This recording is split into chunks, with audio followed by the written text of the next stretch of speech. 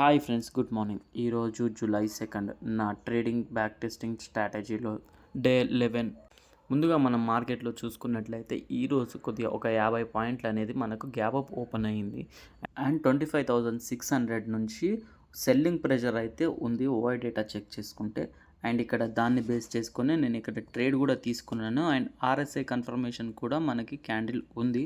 చూద్దాం, ఇక్కడ మన క్యాండిల్స్ అనేది కూడా అన్డిసిజన్ క్యాండిల్స్ వస్తున్నాయి. చూద్దాం ఒకసారి స్టాప్ లాస్ హంట్ అవుతుందా, మరి టార్గెట్ ఇస్తుందా. ఫైనల్లీ గైస్ మనకి ఇక్కడ స్టాప్ లాస్ అయితే హంట్ అయింది.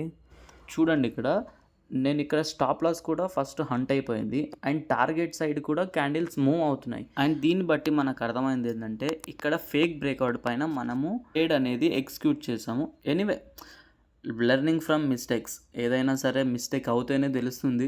ఆల్మోస్ట్ ఆల్ ఇక్కడ మనకి 1:6 అనేది టార్గెట్ ఇచ్చింది. దీన్ని బట్టి మనకు అర్థమైంది ఏంటంటే నా స్ట్రాటజీ కరెక్టే, కానీ నేను తీసుకున్న ఎంట్రీ మాత్రం wrong entry. Okay, thank you, done for the day.